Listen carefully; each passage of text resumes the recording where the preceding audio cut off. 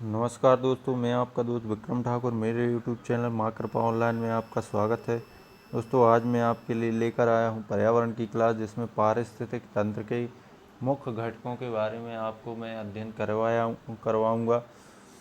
दोस्तों, अगर हमारे वीडियो आप लोगों को पसंद आ रहे हैं तो लाइक शेयर और कमेंट ज़रूर कर देना, और चैनल पर अगर नए हैं तो प्लीज़ हमारे चैनल को सब्सक्राइब कर लें, और साथ ही साथ हमारे परिवार का हिस्सा बनने के लिए आप बेल आइकन को भी दबा दें, ताकि आप हमारे परिवार का यूट्यूब चैनल का एक हिस्सा बन जाएं, जिससे मैं जितने नए वीडियो अपलोड करूंगा उनका नोटिफिकेशन सबसे पहले आप तक पहुंच जाएगा।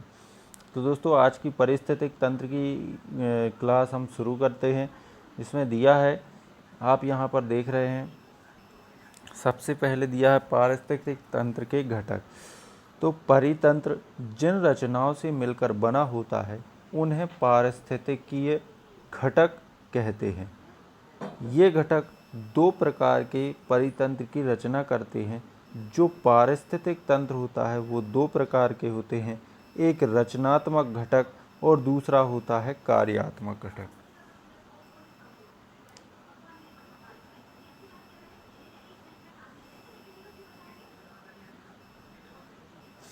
दो प्रकार के होते हैं दोस्तों, पारिस्थितिक तंत्र में दो प्रकार के होते हैं, एक रचनात्मक घटक और दूसरा होता है कार्यात्मक।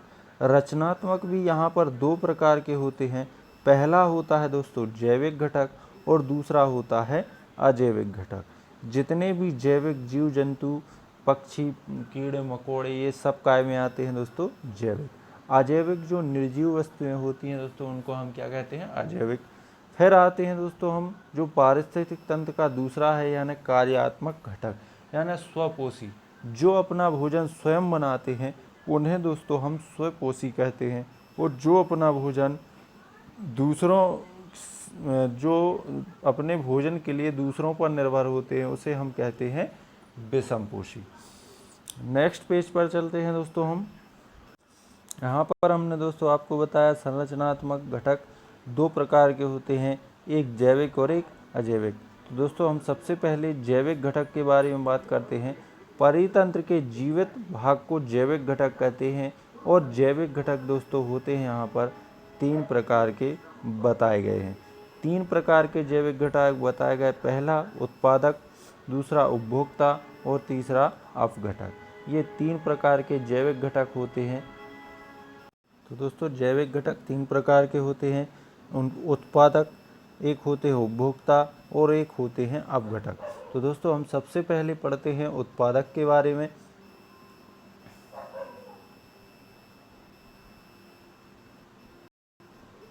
उत्पादक के बारे में हमें जो बताया गया है, उत्पादक करने वाले को उत्पादक कहते हैं। परितंत्र में हरे पौधे भोजन का निर्माण करते हैं, इसलिए ये उत्पादक कहलाते हैं। जैसे काई यानी शैवाल, घास एवं सभी पर्णहरिम क्लोरोफिल युक्त पौधे प्रकाश संश्लेषण की क्रिया के दौरान ये सौर ऊर्जा को रासायनिक ऊर्जा में परिवर्तित कर अपना भोजन स्वयं बनाते हैं, इसलिए इन्हें स्वपोषी कहा जाता है। दोस्तों, स्वपोषी यानी उत्पादक जो सूर्य के प्रकाश से अपना भोजन बनाते हैं, यानी जितने भी जीव जंतु और पेड़ पौधे जो क्लोरोफिल का उत्पादन करते हैं वो सभी काय से अपना भोजन बनाते हैं? सूर्य के प्रकाश से अपना भोजन बनाते हैं। इन्हें हम कहते हैं उत्पादक। दूसरा नंबर का आता है दोस्तों उपभोक्ता। अब जो उपभोक्ता होते हैं दोस्तों, वो होते हैं उत्पादक पर निर्भर। उपभोग करने वालों को उपभोक्ता कहा जाता है। परितंत्र में वे जीव जो अपने भोजन के लिए दूसरे जीवों पर आश्रित होते हैं उपभोक्ता कहलाते हैं। उपभोक्ता यहाँ पर तीन प्रकार के होते हैं। एक होता है प्राथमिक उपभोक्ता, ये शाकाहारी होते हैं जो भोजन के लिए पेड़ पौधों पर निर्भर रहते हैं। उदाहरण के लिए इनमें कौन कौन आता है?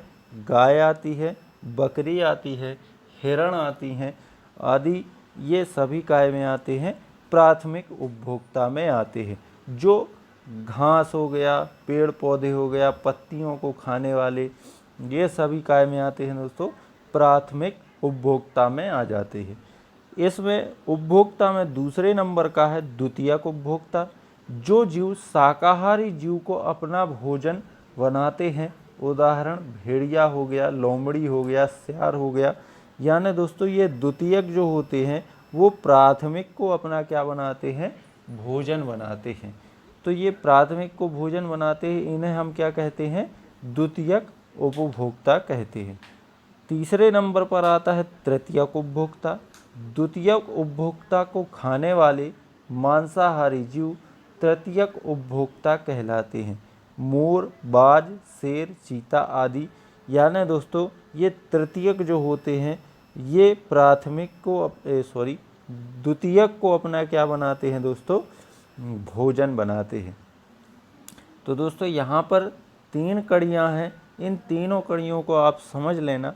यानी कहा जाए उपभोक्ता में प्राथमिक जो होते हैं वो अपना भोजन कैसे बनाते हैं, सूर्य के प्रकाश से जिन्होंने अपना भोजन बनाया था, यानी पेड़ पौधे हो गए, ये हो गए पेड़ पौधों को अपना भोजन कौन बनाता है, प्राथमिक उपभोक्ता।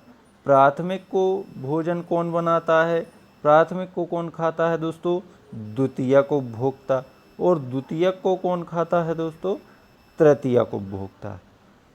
तो इस प्रकार से ये एक चेन हो जाती है कि प्राथमिक किसको खाते हैं, उत्पादक को।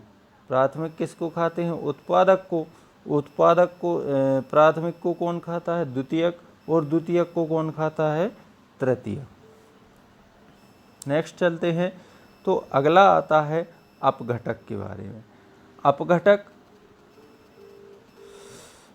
उत्पादक, प्राथमिक उपभोक्ता, द्वितीयक उपभोक्ता और तृतीयक उपभोक्ता की मृत्यु के पश्चात, यानी दोस्तों जो हमने अभी उत्पादक पढ़ा है, उत्पादक यहाँ देखें, उत्पादक, प्राथमिक उपभोक्ता, द्वितीयक उपभोक्ता और तृतीयक उपभोक्ता की मृत्यु के पश्चात सूक्ष्म जीवों द्वारा इनका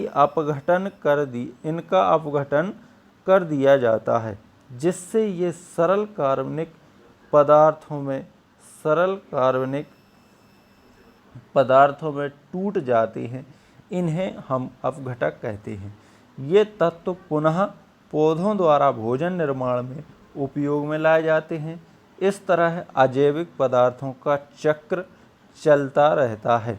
तो दोस्तों क्या होता है, जो अपघटक होते हैं वो जो उत्पादक यानी पेड़ पौधे, सड़े गले पेड़ पौधों को कौन अपघटित कर देता है, अपघटक।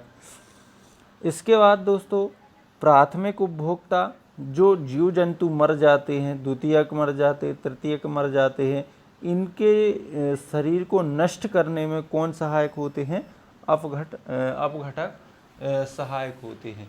ये कीड़े मकोड़े छोटे छोटे जीवों को क्या करते हैं, छोटे छोटे भागों में उनको विभक्त कर देते हैं, और इसीलिए दोस्तों इनको हम पृथ्वी का मेहतर भी कहते हैं या पृथ्वी की सफाई कर्मचारी भी कहते हैं। अगला है दोस्तों, अब हमने यहाँ पर जैविक घटक पढ़ लिए दोस्तों, अब आता है अजैविक घटक। पारिस्थितिक तंत्र में पाए जाने वाले निर्जीव घटकों को इस श्रेणी में रखा गया है। इस श्रेणी में कौन कौन आता है अजैविक में दोस्तों, तो पहला आता है कार्बनिक, दूसरा अकार्बनिक और तीसरा जलवायवीय घटक। 3 प्रकार के आते हैं अजैविक में, एक कार्बनिक घटक, अकार्बनिक घटक और जलवायवीय घटक। नेक्स्ट पेज की ओर चलते हैं दोस्तों हम। तो कार्बनिक घटक के बारे में हम बात करें अगर, सबसे पहले ये पदार्थ जीवों, पौधे एवं जंतुओं के मृत अवशेष होते हैं। उदाहरण के लिए कार्बोहाइड्रेट, प्रोटीन, लिपिड आदि ये कार्बनिक घटक होते हैं। अकार्बनिक, ये कार्बनिक पदार्थ बनाने में मदद करते हैं, ये कभी समाप्त नहीं होते हैं।